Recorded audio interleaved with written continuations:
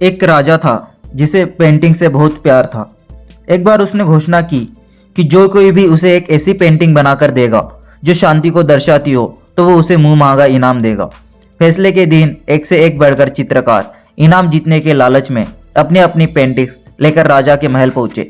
राजा ने एक एक करके सभी पेंटिंग्स देखी और उसमें से दो अलग रख दिया। अब इन्हीं दोनों में से एक को इनाम के लिए चुना जाना था। पहली पेंटिंग बहुत ही सुंदर थी। उसमें शांत झील थी। उस झील का पानी इतना साफ था कि उसके अंदर की सतह तक नजर आ रही थी और उसके आसपास मौजूद हिमखंडों की छवि उस पर ऐसे उभर रही थी मानो कोई दर्पण रखा हो। ऊपर की ओर नीला आसमान था जिसमें रुई के गोलों को समान सफेद बादल तैर रहे थे। जो कोई भी इस पेंटिंग को देखता उसको ये लगता कि शांति को दर्शाने के लिए इससे अच्छी पेंटिंग हो ही नहीं सकती। दूसरी पेंटिंग में भी पहाड़ थे, पर वे बिल्कुल रुखे, बेजान, वीरान थे और इन पहाड़ों के ऊपर घने गरजते बादल थे जिसमें बिजलियां चमक रही थी। घनघोर वर्षा होने से नदी उफान पर थी। तेज हवाओं से पेड़ हिल रहे थे और पहाड़ी के एक ओर स्थित झरने ने रौद्र रूप धारण कर रखा था। जो कोई भी इस पेंटिंग को देखता यही सोचता कि भला इसका शांति से क्या लेना देना, इसमें तो बस अशांति ही अशांति है। सभी आश्वस्त थे कि पहली पेंटिंग बनाने वाले चित्रकार को ही इनाम मिलेगा। तभी राजा अपने सिंहासन से उठे और ऐलान किया कि दूसरी पेंटिंग बनाने वालों चित्रकार को वह मुंह मांगा इनाम देंगे।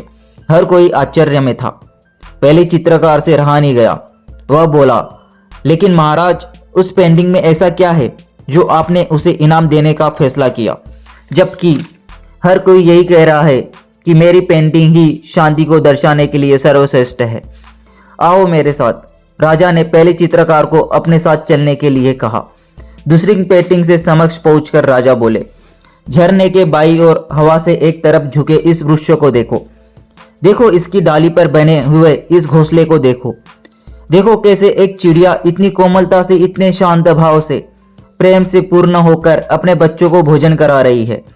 फिर राजा ने वहां उपस्थित सभी लोगों को समझाया, शांत होने का मतलब ये नहीं है कि आप ऐसे स्थिति में हो जहां कोई शोर नहीं हो, कोई समस्या नहीं हो, जहां कड़ी मेहनत नहीं हो, जहां अपनी परीक्षा नहीं हो।